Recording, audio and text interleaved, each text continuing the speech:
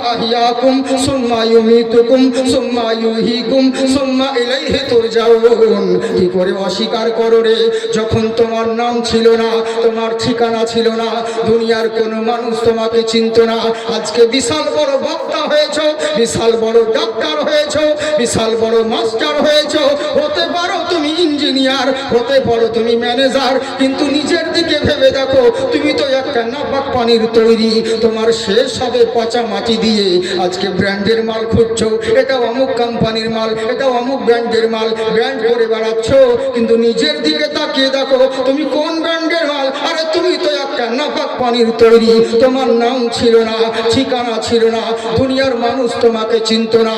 যে মায়ের গর্ভে জন্ম নিয়েছো ওই মাও তোমাকে চিনত না, ও তোমার বাবাও তোমাকে জানতো না। ও কুনতুম আমওয়াতান, আমি আল্লাহ, তুমি মৃত ছিলে, ফাআহিয়াকুম, আমি আল্লাহ তোমাকে জীবিত করেছি। আমি আল্লাহ ইচ্ছে করলে তোমাকে পঙ্গু করে বের করতে পারতাম। আমি আল্লাহ ইচ্ছে করলে রক্তের পিণ্ডের আকারে আবর্ষণ করে দিতে পারতাম। কোনো মোল্লার কিচ্ছু বলার ছিল না। আমি আল্লাহ ফাআলুল লিমা ইউরিদ, আমি যখন যা ইচ্ছা তাই করি, আমাকে বলার মতন কেউ নাই, আমি যা ইচ্ছা তাই করি। ইন্নাকা আলা কুল্লি শাইইন কাদির, সমস্ত ক্ষমতা আমার রয়েছে। কিন্তু না না না, ফাআহিয়াকুম, আমি আল্লাহ তোমাকে ভালোভাবে জীবিত করেছি। আর আমার দুনিয়াতে পড়ে সবাইকে ভালোবাসতে লাগলে, অথচ তোমার আল্লাহকেই ভুলে গেলে। কেমন মায়ায় পড়ে গেলে, দুনিয়ার মানুষ তোমার ভালো লাগলো, অথচ আল্লাহকে পছন্দ হলো না। কেমন ধোকায় পড়ে গেলে, কেমন মায়ায় পড়ে গেলে। কখনো বলো বক্তা কত সুন্দর, কখনো বলো প্যান্ডেল কত সুন্দর, কখনো বলো কোনো মেয়েকে দেখলে মেয়েটা কত সুন্দর, কোনো আশ্চর্য জিনিস দেখলে বলো এটা কতই না সুন্দর। তোমার কি মাথায় খেলে না, ওরে সৃষ্টি যদি এত সুন্দর হয়, এদেরকে বানানে वाला মহান স্রষ্টা না জানি কতই সুন্দর হবে। তাই জেনে রাখো, আমার দুনিয়ায় থেকে সাতকে চিনলে, অথচ আমাকেই ভুলে গেলে, অথচ তোমার অস্তিত্ব ছিল না, আমি তোমার অস্তিত্ব দান করেছি।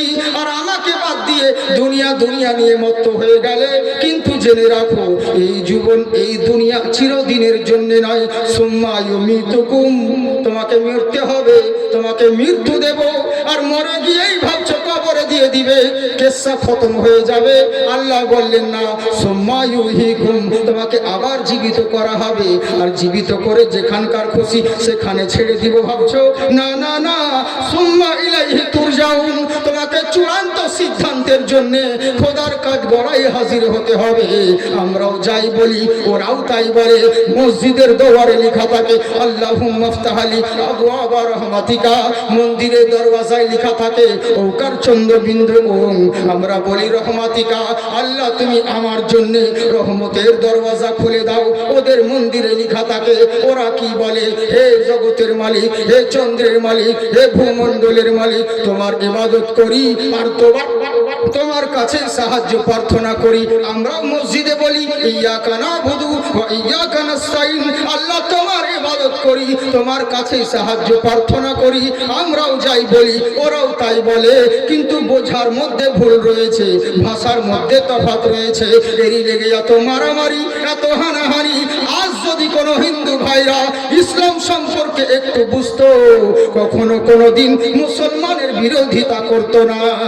কেননা আমার নবী শুধু মুসলমানের জন্য নয়, ওমা আরসালনাকা ইল্লা রাহমাতাল লিল আলামিন, तमाम সৃষ্টি জগতের জন্য রহমত হয়ে এসেছে।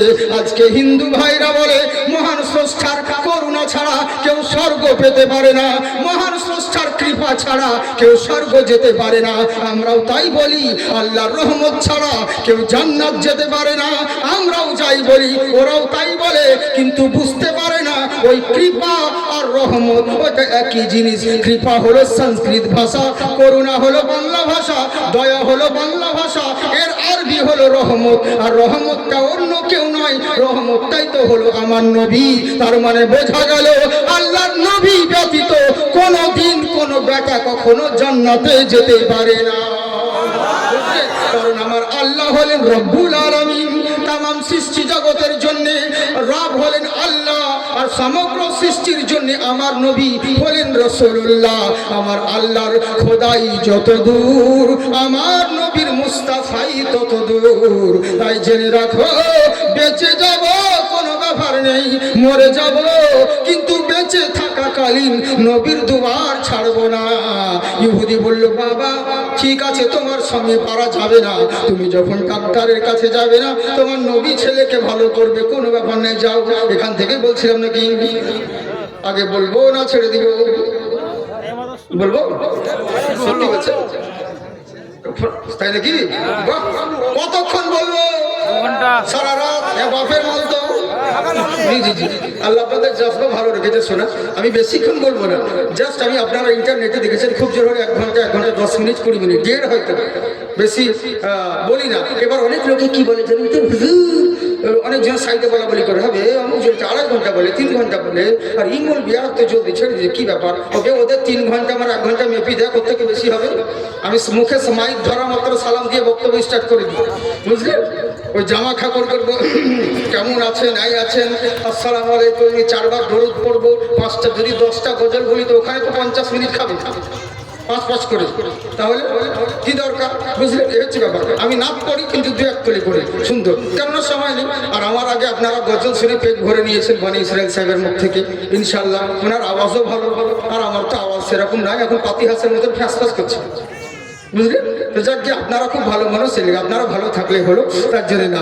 সফর আখিরাত কা अकेले न होगा, किसी हम सफर की जरूरत पड़ेगी।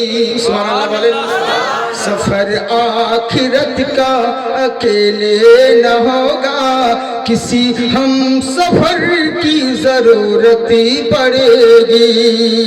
अगर रास्ते में मुश्किल है तो क्या सिद्दीक उमर की जरूरत पड़ेगी।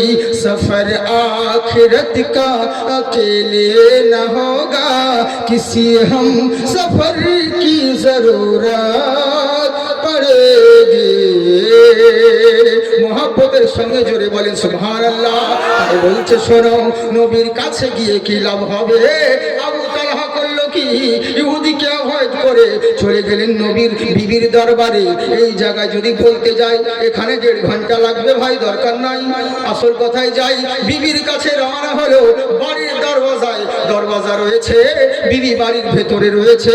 আবু তালহা বাড়ির বাইরে থেকে সালাম দিয়ে দিল, আসসালামু আলাইকুম। নিজের বাড়ি তাও সালাম দিলেন, এটাই হলো নবীর সুন্নাত। মুসলমান যখন কারো বাড়ি প্রবেশ করবে আগে সালাম দিয়ে প্রবেশ করো। আমরা করি কি, ভাবি কুদ্দুস ভাই আছে, বাস। আর ভাবি যদি সেরকম হলো তো বলে দেবে, নয় ভাই এক্ষুনি বাইরে গেলে সেখানে, ভিতরে সেখানে, খালাম নাই কালাম না, একদম ডাইরেক্ট ভাবি। এই হচ্ছে ব্যাপার। কিন্তু মুসলমানের নিয়ম হলো কারো বাড়ি প্রবেশ করলে আগে সালাম দিয়ে ঢুকো, এটাই হচ্ছে নিয়ম। আমাদের তো মুসলমান ছেলে ভালো গো, অনেক ছেলে আছে 10-12 বছর আগে এরা সালামই জানতো না। হ্যাঁ বাবজি, এখনকার অনেক ছেলেকে বলি চারা বলতে মানে কি জানে না, লম্ফু কাকে বলেছিলে না, কতদিনে হারিয়ে গেলেছিলেন, ডিজিটাল যুগ তো সব কিছু বুঝে না।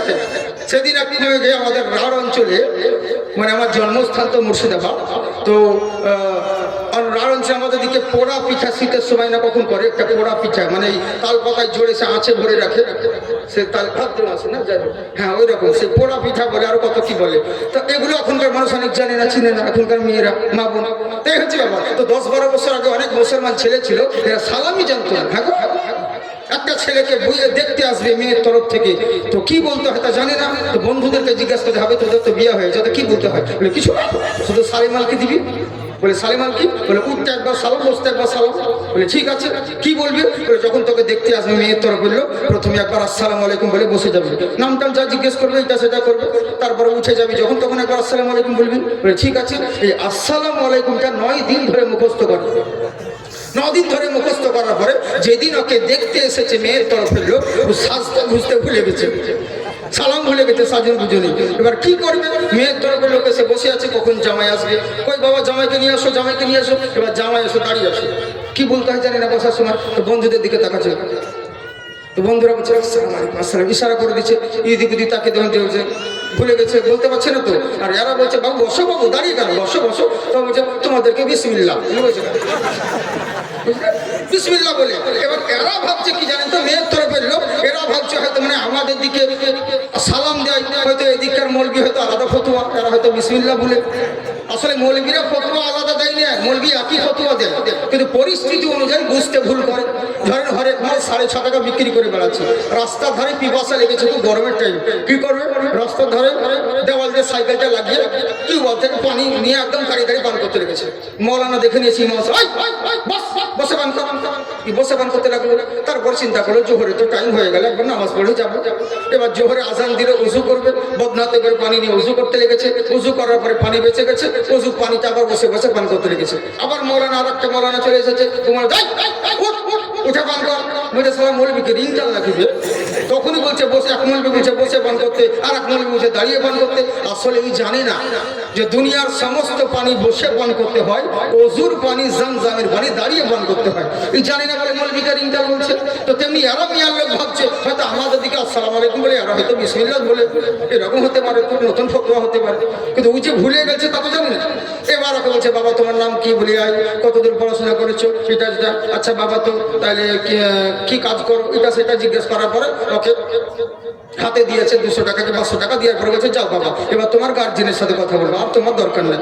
ই কিন্তু আর উঠে না, বলছে উঠো, তোমার আর দরকার নেই, তোমার গার্জিয়ানের সঙ্গে কথা বলবো। ই কিন্তু উঠে না। বন্ধুরা বুঝবে কমসে কম যাবার সময় তো সালাম দে, মান সম্মান তো বেঁচে থাকবে না, তো হিরানন্দন পরে লাজে ঘাটে চলে যাবে, হ্যাঁ কিচ্ছু থাকবে না, কমসে কম যাবার সময় তো সালাম দে। ই কি করবে, বসতে বলছে বাবা উঠো, দেরি করছো কেন, তোমার বাবার সঙ্গে কথা বলো, আর তোমাকে জিজ্ঞেস করবে না কিছু, উঠে যাও। ই তখন বসতে বলছে তোমাদেরকে আল্লাহু আকবার, সালাম না বলে আল্লাহু আকবার, সালামই জানতো না এমন মানুষ ছিল। এখন তাও তো অনেক শিখেছে, হ্যাঁ এই হচ্ছে ব্যাপার। তাই বলছে শোনো, কোন মুসলমানের বাড়ি প্রবেশ করলে আগে সালাম দিয়ে প্রবেশ করো। তা আবু তালহা সালাম দিলেন, বিবি ওয়ালাইকুম আসসালাম বলে যেমন দরওয়াজা খুলে দিল।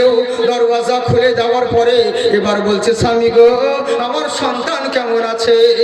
নবী কি বলল, আবু তালহা বলছে বিবি চিন্তা করিও না, আমার নবী বলেছেন শোনো, আমার ছেলে যদি মরেও যায়, আমার ছেলে যদি বেঁচেও যায়, এতে কোনো দুঃখ নাই, কারণ জেনে রাখো আমার আল্লাহ যেটা করেন সেটা ভালোর জন্য করে। এখানে একটা গল্প আছে, যদি বলতে যাই অনেক টাইম লেগে যাবে, থাকে বলবো না, বলবো আপনাদের বিশ্বাস আছে তো আল্লাহ যা করে ভালোর জন্য করে, বিশ্বাস আছে? হ্যাঁ, কিন্তু মুখে বলেন কাজে বলেন না। হ্যাঁ, রাস্তায় অ্যাক্সিডেন্ট হলো ছেলে, তখন যদি বলা হয় কি, তখন আলহামদুলিল্লাহ বলতে বলবেন না, বলবেন না তো। হ্যাঁ এখন শিখিয়ে দিচ্ছি বলি বলবেন, কিন্তু সুর পেলতে যাবে। ওই আলহামদুলিল্লাহ, এই আলহামদুলিল্লাহ কে হয়, মাছ মাংস খেয়ে একদম স্প্রাইট খায়, যে তুলছেন দাঁত খিলাল খেলে করতে পারছেন আলহামদুলিল্লাহ, আল্লাহ যা খেয়েছো লাখ লাখ শুকুর, এরকম ভাবে প্রত্যেকদিন চালিয়ে দিও আলহামদুলিল্লাহ। আর যেদিন দেখছেন আপনার খাওয়ার ইচ্ছে হয়েছে মাছ মাংস, কিন্তু পেয়েছে শুধু ডাল সিদ্ধ, ওই খাচ্ছেন, এবার আপনাকে জিজ্ঞেস করতে ভাই কেমন খেলেন, তখন বলছে আলহামদুলিল্লাহ, যদি আল্লাহ দিয়েছে খেলাম, না খেলে কি করতাম, খেয়ে ওই খেয়েছি, তা হচ্ছে আলহামদুলিল্লাহ। এই আলহামদুলিল্লাহ ওই আলহামদুলিল্লাহ বহুত তফাৎ, বুঝলে? মুখে তো বলছেন, ইমান তাজা হয়ে যাবে যতক্ষণ বলবো লক্ষ কোটি টাকার চাইতে দামি কথা বলবো, মন দিয়ে শুনে। কেন বলেন তো, আমরা সবসময় যেমন আসি না, যখনই আসি চেষ্টা করি কিছু মূল্যবান কথা মানুষকে বলা। কেন কষ্ট করে আপনারা বসে আছেন, চিন্তা নেই। হ্যাঁ, আল্লাহ দেখা যাক কতটুকু বলবো, ওরে বহুত মাল তো এখনো ভিতরে পড়ে যাচ্ছে, এখনো তো যাইনি, সিলেবাসেই চলছে, বুঝলেন? মন দিয়ে শুনেন, একবার হাত উঠিয়ে বলেন আল্লাহু আকবার। সবাই উঠাচ্ছেন না, ওর আড়াই ঘন্টার সময় লুঙ্গি তুলে বলবে ইনকাম জিন্দাবাদ, বডি থাকবে মাথাবাদ, বডি পাকিস্তান মাথা কারগিল। কতজন আবার বলে জাকির ভাই তুমি বলো আমরা বাদ, যদি করো প্রতিবাদ তো ঘর থাকবে মুন্ডুবাদ। আমি বলি ভয় করি না বে, আমারও জন্মস্থান মুর্শিদাবাদ, বুঝলি তো? যে হাত আল্লাহ রসুলের নামে উঠে ওই হাতে কোনোদিন লাকুয়া পড়ে না। হাত উঠিয়ে বলেন ইয়া রাসূলুল্লাহ, তোহরে আঙ্গানা जियारा तुले बे भगिया महा कोयल झूमे गाये मलार हो। भोजपुरी একটা কালাম বলে দিয়ে থাকে, সুবহানাল্লাহ বলেন। হ্যাঁ, ভগিয়া মহা কোयल झूमे, भगिया महा कोयल घूमे गाये मल्हार हो। अमुना के घरवा देखो ऐलन सरकार हो अमुना के घरवा देखो ऐलन सरकार हो। और বলবো না, শুধু দেখালাম যে আমিও জানি, বুঝলে? হ্যাঁ, আমিও বলতে পারি এটা, কিন্তু বলবো না। যাই হোক, সময় নষ্ট হবে। মন দিয়ে শুনুন, আল্লাহ যা করে ভালোর জন্য করে। মা বোন সোনামুখী, তোমরা মন দিয়ে শোনো, কারণ তোমরাই বেশি গোলমাল করো। কেন? তোমরাই একটু যদি কোনো কিছু হয় তখন বলো আল্লাহর কেমন বিচার, কি যে দেখো বুড়ি মা থাকতে জোয়ান ছেলেকে তুলে নিলে, এরকম বলে না, করাই বলে। হ্যাঁ, খবরদার এই কথা বলবো না, ইমান নষ্ট হয়ে যাবে, কাফের হয়ে যাবা। যদি বলো তো তওবা করে কলমা পড়ে নিও, বুঝলে?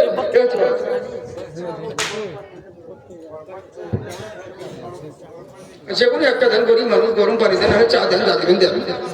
ভলেন্টিয়ারদের আমি শেষবারের মতো অনুরোধ করছি, যেখানে খাবার ব্যবস্থা হচ্ছে ওখানে কেউ নেই, তোমরা একটু 2-4 জন কমপক্ষে যাও, কারণ খাবার জন্য লোক হচ্ছে না। ভলেন্টিয়ারদের জন্য আমি আবার অনুরোধ করছি, তোমরা খাবার ওখানে একটু যাও, ওখানে খাবারের কোনো লোক নেই, কেউ খাবার খাওয়াতে পারছে না, একটু তোমরা তাড়াতাড়ি যাও ওখানে। খাবারের লোক নেই, খাবার আছে, দেখো দিনই বেচারিদেরকে খাবার দাও। ওদিকে আপনারা খেতে বাকি নাই তো কেউ? সব বাকি আছে, যদি সব বাকি আছে না, ও তাহলে যান। ওটা সবটা বিরিয়ানি তো আমি খাওয়াচ্ছি, দাঁড়ান। কি হলো, বেশি প্রশংসা করা ভালো লাগে, যাই হয় কিন্তু শেষ বেলা, বুঝলেন তো? হ্যাঁ, যাই হোক, তো বলবেন মা বোন সোনামুখী, তোমরা একটু মন দিয়ে শোনো, তোমরা বেশিরভাগ তোমরাই ভুল করো। আজকে ইমান তাজা হয়ে যাবে, শুধু ঘটনাটা শোনো। আল্লাহ যা করে তা ভালোর জন্য করে, পিছন ভালো বলেন, আল্লাহ যা করে ভালোর জন্য করে।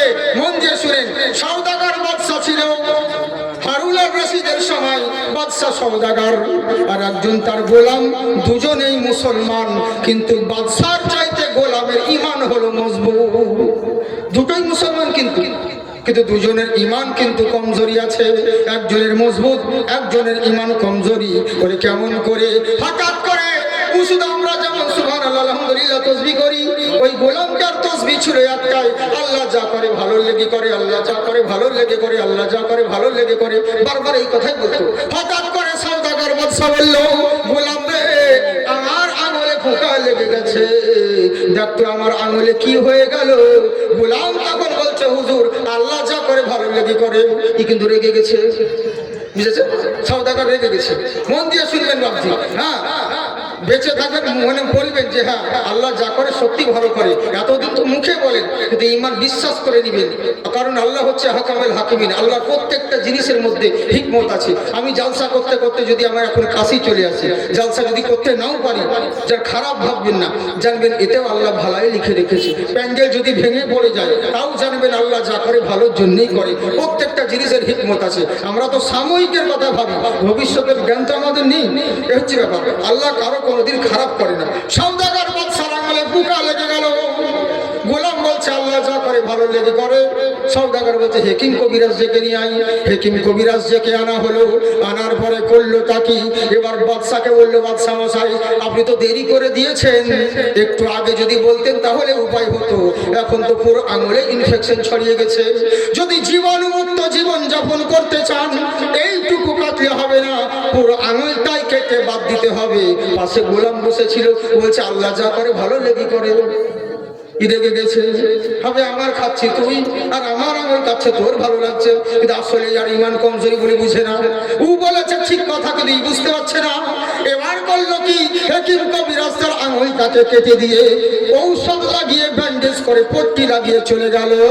এবার সওদাগর গোলামকে বলছে, গোলাম রে দেখ আমার 5টা আঙুল ছিল, এখন 4টে হয়ে গেল। গোলাম বলছে হুজুর আল্লাহ যা করে ভালো লেগে করে। বলে দাঁড়া, ভালো করে না খারাপ করে তবে দেখাচ্ছি, তাহলে ওটা সুস্থ হতে দিই। কিছুদিন হয়ে গেল। এবার কিছুদিন পরে বাদশা সওদাগর গোলামকে বলছে, গোলাম বালাখানাতে আর মন টিকছে না, চল একবার শিকার করতে আসি জঙ্গলে। গোলাম বলছে চলুন, আল্লাহ যা করে ভালো লেগে করে। মানে আর কথাই ছিল এটা, বুঝলেন? কারণ আমি আর মুফতি আলিমউদ্দিন সাহেব জঙ্গিপুর, মুফতি আলিমউদ্দিন সাহেব ফাকিয়ে বাঙ্গাল, বহুদিন আগে পান্ডুয়া গেছিলাম জালসা, মানে মোর বর্ধমান পান্ডুয়া, এই মালদা পান্ডুয়া না। তো ওই গ্রামে হঠাৎ করে একটা মানুষ মারা গিয়েছে, জানাজা করতে বললো। আর একজন মুফতি সাহেব ছিল, তো একটা জানাজা পড়তে আছি, তা করতেই একটা পাগলা চলে এলো, বলছে এই বলবে জানাজা পড়াবেন না।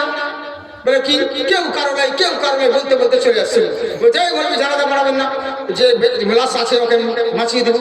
গ্রামের লোক বলছে হুজুর বাদ দেন, ওর পাগলা লোক খেবা লোক, আপনি জানাজা শুরু করেন, ওর কথা বাদ দেন। তো মুফতি সাহেব বলছে দাঁড়াও দেখি, পাগল হলো তো কি হলো দেখি কি বলছে। ও কেউ কারো নাই, কেউ কারো নাই বলতে বলতে চলে আসছে সোজা। জানাজা কেন থামালো তুমি? বলে জানাজা পড়াবেন না, যে মারা গেছে তাকে আমি বাঁচিয়ে দেবো। বলে কই বাঁচাও? বলে ঠিক আছে বাঁচাবো, যদি আর কেউ নাই, ছেলে এখানে কেউ নাই, ওকে বলেন সত্যি এখানে একটু ঘুমো, আমি ওর বাপকে বাঁচিয়ে দিচ্ছি। যেমনই বলছে, দেখো বাবু তুমি কে হও? ছেলে তো, তুমি এসো ওখানে একবার শুয়ে যাও। না হুজুর না, বাদ দেন, খাবার কথা বাদ দেন, আপনি জানাজা শুরু করেন। বলে আরে বাবা ও তো খাবা, কি হবে? এসো না, বলছে যখন দেখো দেখি না, খাবার তামাশা দেখি, খাবা কি করছে দেখি। না হুজুর খাবা মানুষ কি জানে, আল্লাহ দোয়া কবুল বলতে পারি, যার মাল সে নিয়ে এসে চলতে বাস, কেউ এলো না, তখন খাবা বলতে বলতে চলে গেল, কেউ কারো লাই, কেউ কারো লাই। আর সেই কথাটা কি বলেছিল, যে কেউ কারো লাই এই দুনিয়াতে, বুঝলে? এই এক কথাই হলো আল্লাহ যা করে ভালো লেগে করে, আল্লাহ যা করে ভালো লেগে করে। কিন্তু রেগে এসেছে বাদশা সওদাগর আর গোলাম দুজন মিলে শিকার করতে গেল।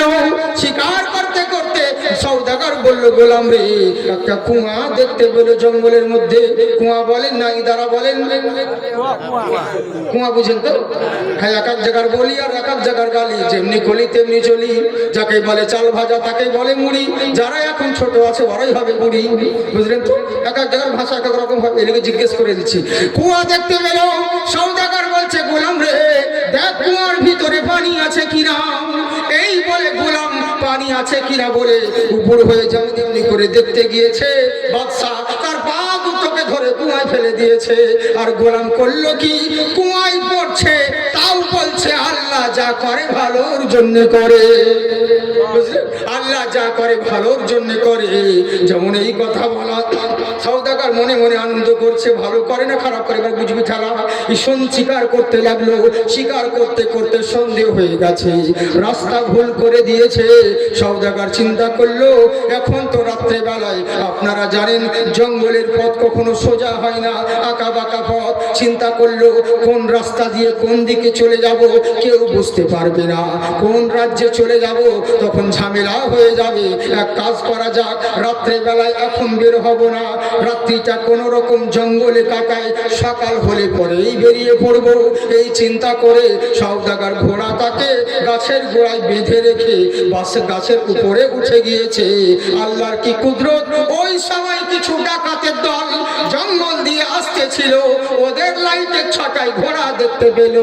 কেউ বলছে দেখবে কার ঘোড়া পালিয়ে এসেছে, কেউ বলছে না না হারিয়ে গেছে, কেউ বলছে হয়তো জঙ্গলে রাস্তা ভুল করে দিয়েছে। এক একজনা এক এক রকম কথা বলে, কিন্তু ডাকাতের যে সর্দার ওরে বলছে চুপ তোরা, এই ঘোড়া হারিয়েও যায়নি, এই ঘোড়া পালিয়েও আসেনি। বলে কেমন করে? বলে যদি হারিয়ে যেত আর যদি পালিয়ে আসতো তাহলে বাঁধলো কেন গাছে, বাধা কেন আছে?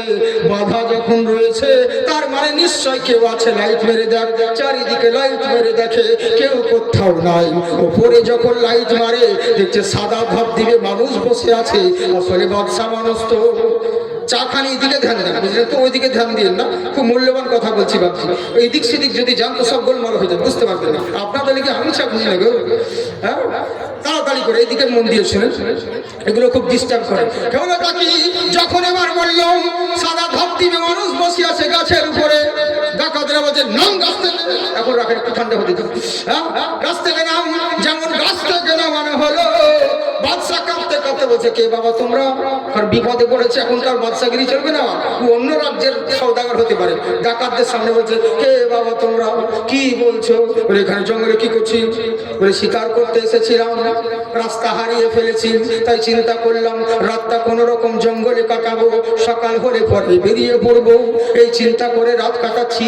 ডাকাতের দলরা বলছে চল আমাদের সঙ্গে, চল আমাদের সঙ্গে। বলে কোথায়? বলে রাজার দরবারে। বলে কেন? বলে তোকে জবাই করব। হিন্দু ভাইদের যেমন পাঠা বলি দেয়, আমাদের মুসলিমরা যেমন কুরবানি দেয়, ওই রাজ্যে রাজার আমলে সারা মানুষ বলি দিত। আনন্দ করতে করতে ধাক্কা মারতে মারতে যখন রব সওদাগরকে রাজার দরবারে হাজির করা হলো, রাজা দেখে খুশি হলো, এ তো দারুণ জিনিস নিয়ে এসেছিস রে, একটা কাজ কর, এখন তো রাত্রি হয়ে গেল আর এখন তো তাকে জবাই করা যাবে না, এক কাজ কর, কয়েদখানায় ভরে দে। জেলখানায় ভরে দেওয়া হলো। সকাল হওয়ার পরে এবার রাজা বলছে, শোনো, যাকে রাত্রিবেলায় ধরে নিয়ে এসেছিলে এখন দেখো তাকে জবাই করতে হবে, তাকে ভালো করে গোসল দিয়ে দাও। গোসল দিয়ে দেওয়া হলো, বলে তেল মাখিয়ে দাও। তেল মাখানো হলো। তেল মাখানোর পরে রাজা বলছে, আমরা তো প্রত্যেক জিনিসের মধ্যে চেক করি, একে তো দেখে ভালোই লাগছে, তবু মনে সন্দেহ রেখে লাভ কি, একবার ভালো করে দেখ এর মধ্যে খুঁত আছে কিনা। আমরা যেমন খুঁত থাকলে কুরবানি দিই না, ওরা তেমনি খুঁত থাকলে জবাই করবে না, বলে ভালো করে চেক কর কোনো জায়গায় খুঁত আছে কিনা। কর্মচারীরা বলছে, হুজুর এত সুন্দর জিনিস, সবার সঠান দেহ, খুঁত তো নাই। বলে আমিও তো দেখছি খুঁত নাই, কিন্তু মনে সন্দেহ রেখে লাভ কি, একবার ভালো করে চেক কর। যখন মাথা থেকে পা অবধি যেমন চেক করতে লেগেছে, চেক করতে করতে দেখছে ওই সওদাগর বাদশার হাতের একটা আঙুল কাটা রয়েছে। রাজার কানে খবর চলে গেল, রাজা মশাই শুনুন, আমরা যাকে ধরে এনেছি তার তো আঙুল কাটা রয়েছে।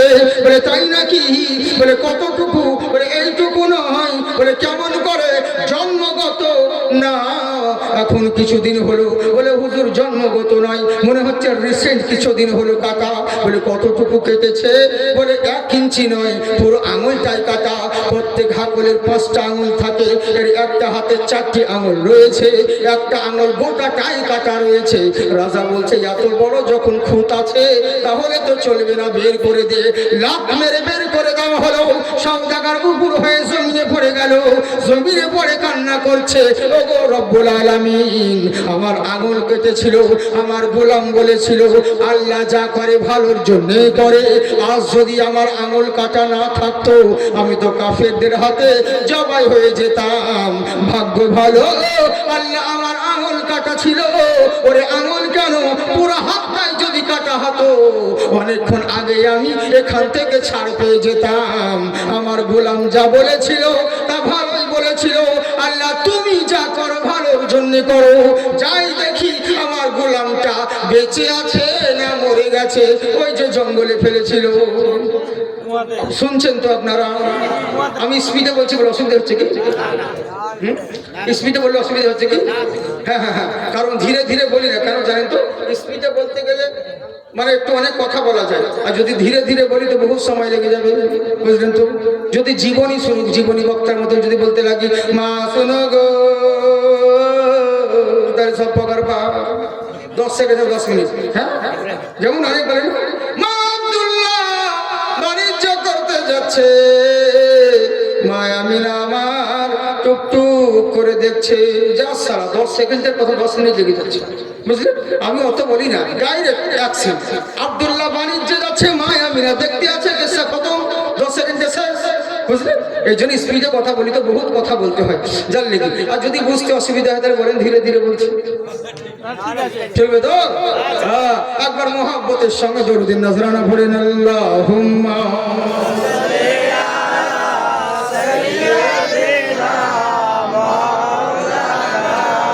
মুহাম্মদ ওয়া আলা আলিহি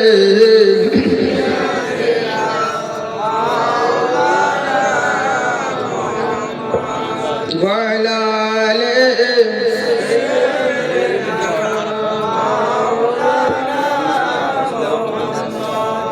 সাল্লাল্লাহু তাআলা আলাইহি ওয়াসাল্লাম। জয় হোক, মাশাআল্লাহ, সুবহানাল্লাহ। বলবো তো আপনারা বিরক্ত হন না? বাহ বাহ, ভালো ভালো ভালো। এবার করলো কি? এবার বলছে, যাই দেখি আমার গোলামটা বেঁচে আছে না মরে গেছে। এই বলে যখন জঙ্গলের দিকে হাজির হলো, হাজির হওয়ার পরে এবার কুয়া দেখতে পেল, কুয়ার ওপর থেকে বাদশা চাচাচ্ছে, গোলাম রে বেঁচে আছিস না মরে গেছি? ভিতর থেকে আওয়াজ দিচ্ছে, জাহাবানা আমাকে ওঠার, আমি বেঁচে আছি। ঘোড়ার লাগাম দিয়ে হোক আর দড়ি দিয়ে হোক কোন রকম তাকে কুয়ার ভেতর থেকে উঠানো হলো।